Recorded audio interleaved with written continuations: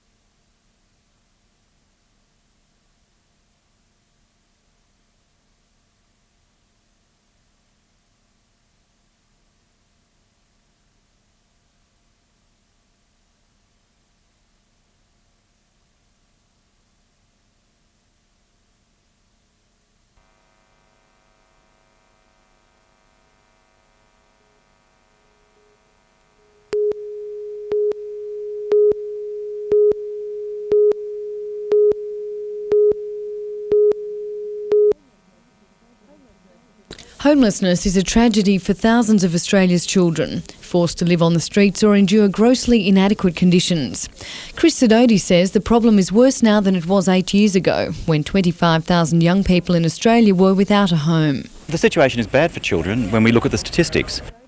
Mr Sidoti addressed today's Child Protection Council conference in Newcastle, a statewide forum for community workers aimed at giving a voice to children.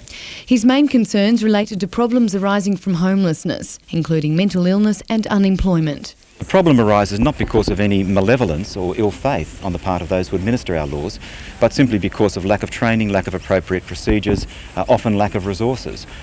While the Premier's commitment to child protection goes part of the way to dealing with the problem, Mr Sidoti is calling on Prime Minister Howard to deal with the issue.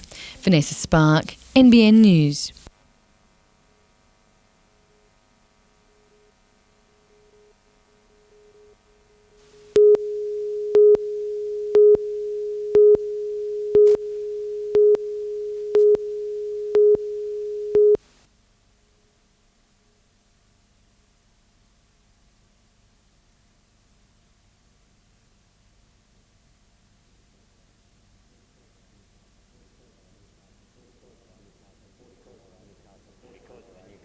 because of the Newcastle Port Corporation's relevance to Nobbies being our symbol as such, we were quite interested in trying to retain some of these paintings for Newcastle.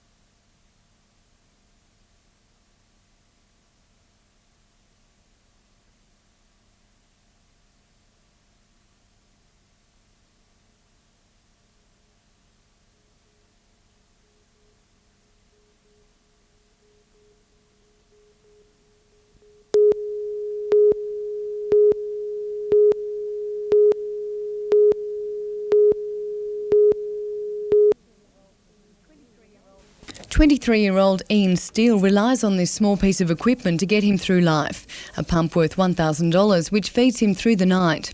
Today's $4,000 donation to the John Hunter Hospital will be used to buy similar machines for people suffering from cystic fibrosis. If we don't get charitable donations, it's very hard indeed to finance the equipment side of a hospital budget. Workers at BHP Transport in Newcastle won the money for their innovative approach to safety by designing highly visible work gear, and they decided to donate the money to the hospital. We've donated to SIDS, we've donated children with cancer, and we thought that it was probably their turn to have a go at the financial side of it. Some of the money will also be used to buy breathing masks for the cystic fibrosis unit.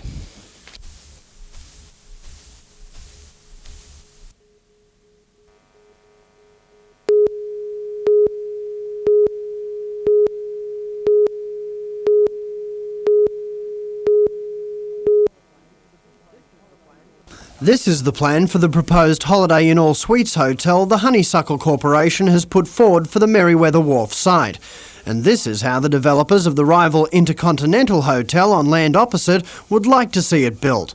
It's not often one developer draws up plans for an opponent.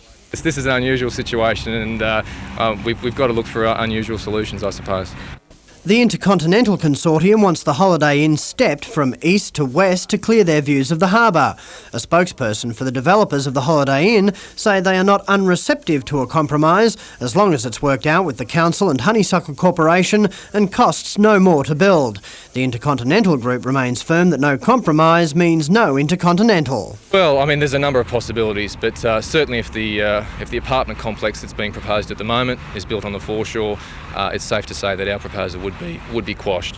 One group unwilling to compromise at all are the three Greens on Newcastle Council. They remain totally opposed to the Holiday Inn on Merewether Wharf. We are absolutely firm that we want the foreshore preserved for the people, and we want views of the harbour to be available to the public. A full meeting of Newcastle Council will be held on Monday night to go over the developments and any new proposals. Phil Hind, NBN News.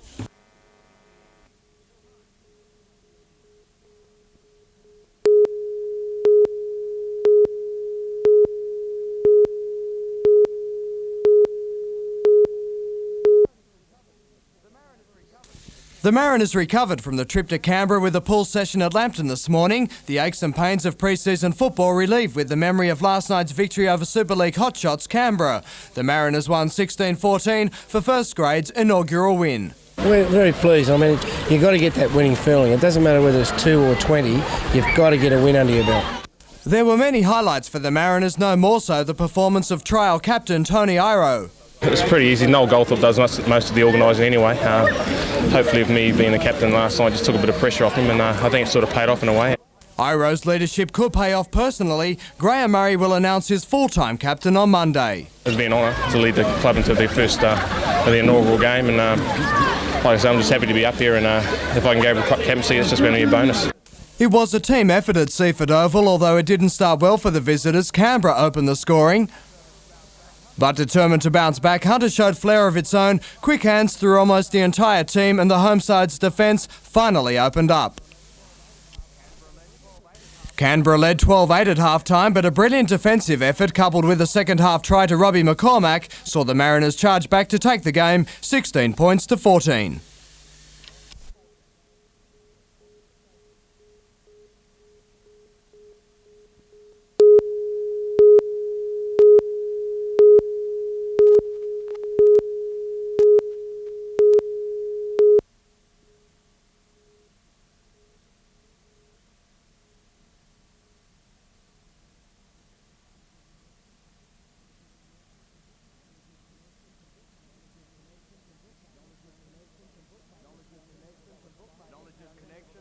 Knowledge's Connections and Bookmakers, the only people that were smiling. It paid $28.80 and $7.20. Its stablemate Rose of Danehill returned $2.90 and $5.20 for sports. The Quinella $97.80 and the trifecta $2,285.30. Race 6 was for mares 4-year-olds and up, and Street Talk made every post a winner at the 400-metre mark.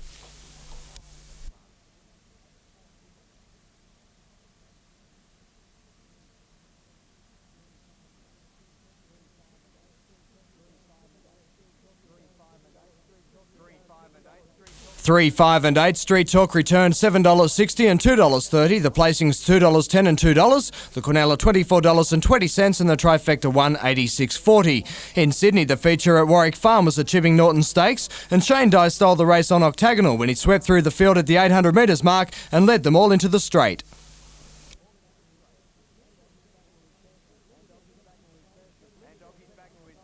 And Dockie's back to his best, a blistering sectional time of 32.81 for the last 600 metres. It paid $4.70 and $2.20, $1.10 for the favourite Juggler, insufficient starters for a third dividend, the Quinella $3.90 and the trifecta $105.50.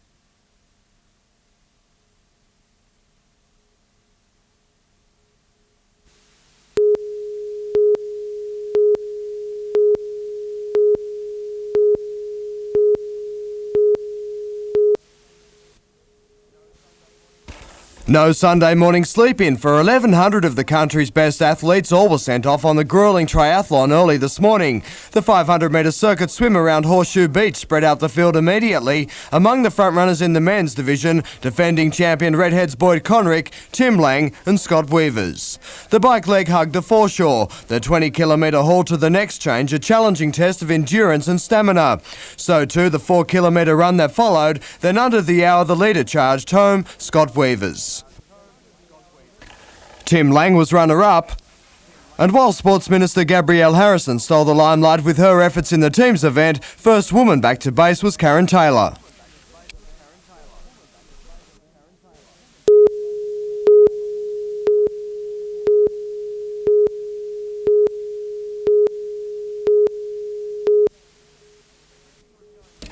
Everything was going well at the Motordrome until this. Glenn Cox's spectacular crash left him high and dry and obviously out of the action. Robbie Farr was also knocked out. Making the most of their woes, Newcastle's Adam Clark went on to claim the checkered flag from Stephen Graham. Not as many dramas in the Super Sedan action. John Pine got a lightning start to take the lead, and with his main rivals caught up in slow traffic behind, they failed to bridge the gap.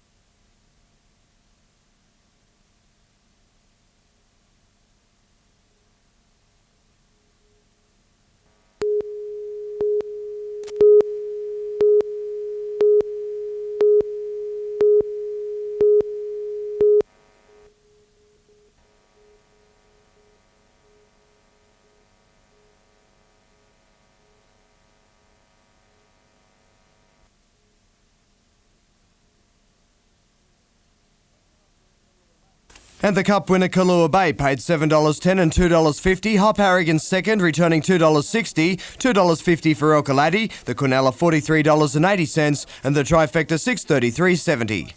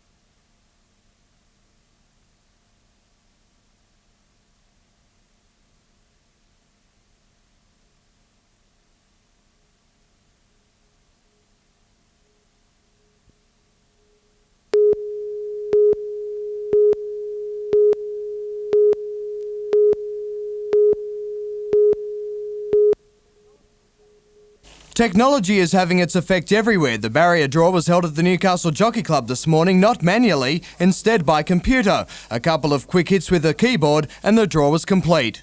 Early favourite and top weight Accused drew well in 6 for trainer John Hawkes. It will be ridden by Darren Beedman. Cassidy's Mount Dansbeat will jump from the outside in 13. Hawkes' other starter Decide starts from 1, while lightweight All the Rave and jockey Shane Dye are next door in 2. The Coca-Cola Classic will be a very open race and certainly the Daewoo New Newmarket on Thursday, I'd say without doubt it's the best sprint field we've had here in many a year. In fact, Thursday's 1400-metre Newmarket was so popular, the NJC had to restrict the field. We had 24 acceptances, had to ballot 4 horses out, so very encouraging. Kiwi starter Sprint By is the top weight. It drew 7. Secret Savings and Magic Road are out wide, as is Rivada. Buzz Off jumps from 2, while number 13 Tripping has drawn the inside. Both feature races carry prize money of $100,000.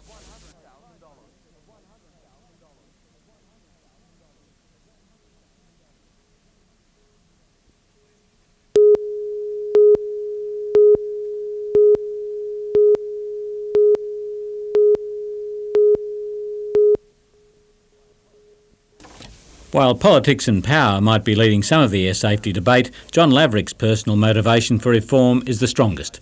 He lost his newly married daughter and son-in-law when a Seaview airline flight to Lord Howe Island crashed 2.5 years ago. Since then, he's collected extensive and often frightening details on the operation of small airlines. His views featured in the Aviation Authority's latest journal. Now a member of a government-appointed panel overseeing change, John is confident safety is better now than when the Seaview aircraft crashed. Situation nowhere is near as bad as what the current publicity would indicate. While he believes there are still some small-time operators who cheat on maintenance records and endanger passengers, he says such practices will be eliminated. There is certainly less than there was a few years ago, and the net is certainly tightening on those. And hopefully the goal at the end of the day is to see them out of the industry altogether. John's research reveals it's poor airline management that's ultimately behind a majority of crashes. He says simpler, more enforceable regulations and a quality rating system are keys to safer air travel. Jim Sullivan, NBN News.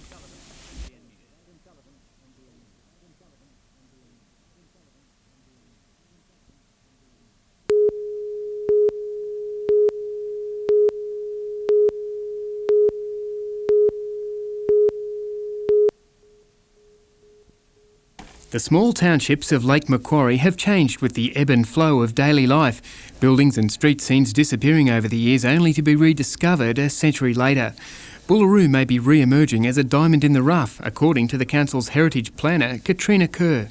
It's one of the neatest, tidiest towns that you'll ever come across, and it's got a large building stock of older style buildings. The commercial area in particular has potential for conservation works and to become a very special little commercial area. The study suggests each small town must find its niche rather than competing head-on with big shopping centres, and in the future, Bullaroo may be the place to browse through second-hand and recycling shops set up in old buildings. The plan has also attracted the interest of Pasminco's Cockle Creek smelter, helping to fund the project. It's not just a bit of handy window dressing to throw some funding at a project such as this?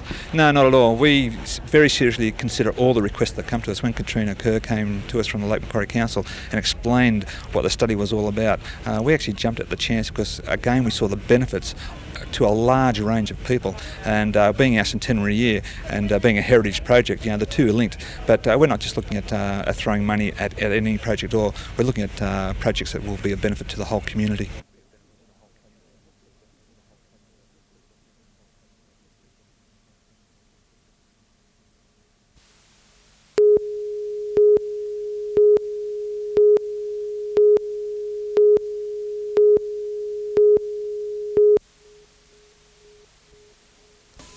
A meeting of the Beaufort Club is a signal of a major race meeting in Newcastle, stars of the turf lunching on the eve of the Autumn Carnival. There may be 3 days of summer left, but the autumn weather has arrived on cue. Broadmeadow received consistent drizzle overnight and today. The track will most likely be downgraded from good to dead. Not a problem, says the NJC, but for trainer Max Lees and his one and only starter in the Classic You Called Sir, it's a much different story. It disappointed last time out in the wet. Robert Thompson rode him and he said he never handled the ground much, and with the same was his first start when Jimmy Cassidy rode him. And I was hoping for a dry track, but we mightn't get too much out of this. If the track's all right, I think you'll run a decent race. Accused and All the Rave head the betting for the feature race on the program. Both are quoted at 7-2 in the early market. Decide is on the next line. You Called Sir is at 20-1, or Rising Tommy is the outsider at 50s. Queensland starter Galloper Giles is at 25-1. Yeah, it's a good field. We'll be happy just to run a nice race. Crack jockeys Beedman, Dye, Cassidy, Cooksley and Muntz are all engaged in the program. The first is at 12:55. The big fellas trifecta is 12, 1 and 8. All the rave on top from McHugh's and Tricove.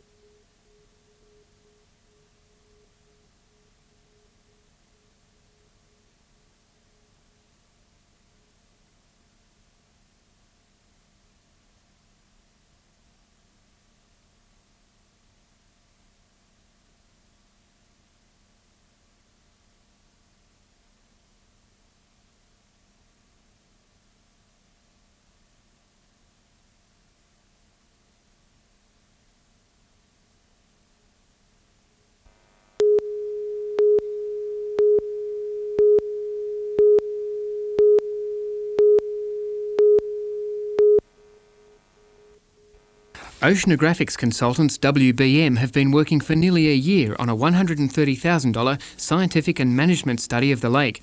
It identifies the impact man has had on the estuary, past mistakes and future requirements. Early recommendations point to a range of possible measures, from doing little to expensive engineering works in a bid to prevent the lake's entry from silting up. The options that are being given to be kind, perhaps a little on the weak side, and are not really affirmative enough and are not really showing enough dedication to having the problems that we are experiencing fixed properly and definitively. Yacht owners say sand is already beginning to fill in the dredging work carried out on the channel last year. In the last fortnight there has been a petition circulating around all sections of Lake Macquarie, boating clubs, fishing clubs, sailing clubs. I believe the petition is gaining huge support. I understand there have been thousands of people have signed the petition asking the council to keep the lake entrance at a navigable depth. Ultimately, the Lake Macquarie Council and state government will decide on a balance between the ecological and economic importance of the waterway. Submissions to the study close on Friday. The management plan is due to be released in April. Andrew Lobb, NBN News.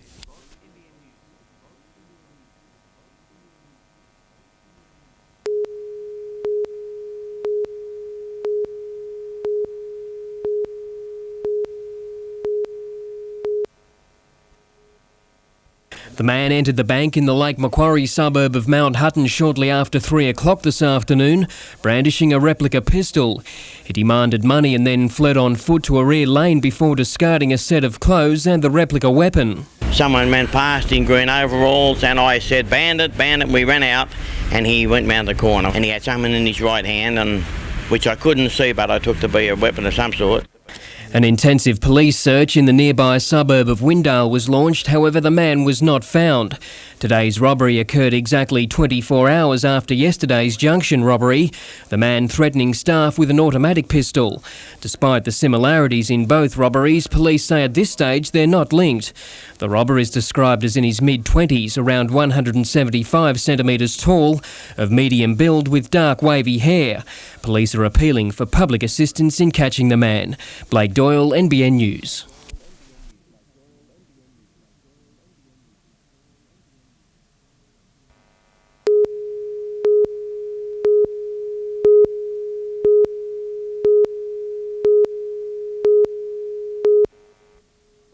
On a national scale, Newcastle is regarded as a medium-sized university with 18,000 students enrolled. Those among its latest intake face 3 to 5 years of study, costing thousands of dollars for the chance of good job prospects when they graduate. The university's Vice-Chancellor, Professor Roger Holmes, says the institution enjoys a good reputation both in Australia and overseas and takes pride in offering and encouraging its students to pursue a well-rounded education. The essence of being at the university is to broaden your horizons, intellectually, socially, and in terms of your future prospects. The university acknowledges its role in not only the development of students but also in the Hunter region. The Hunter region and the Central Coast region is undergoing a massive period of transition and change.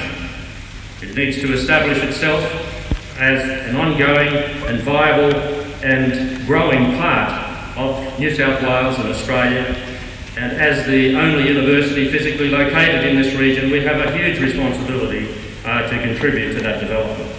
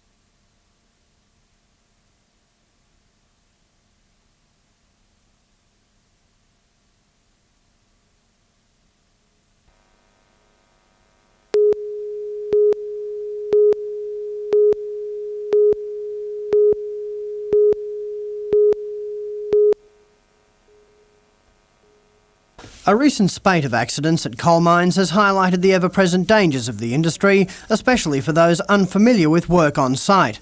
The one-day course introduces contractors to the hazards of open cut mining and teaches them how to avoid and deal with them before they ever enter a mine. The training covers everything from the right protective clothing to firefighting and first aid. You're made aware of the requirements of the various authorities, i.e. the Joint Coal Board, the Occupational Health and Safety Act, and other authorities require that you must be trained to enter a mine site.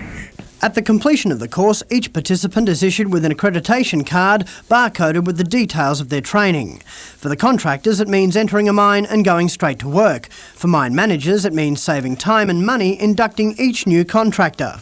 The trainers often only do 1 or 2 contractors when they come on site, versus we're trying to do about, say, 14 contractors at one time, so there's cost effectiveness things for the employer. A 3-day course focusing on underground training will begin shortly. The company is also looking at developing courses for other potentially dangerous Hunter Valley industries such as the docks. Phil Hind, NBN News.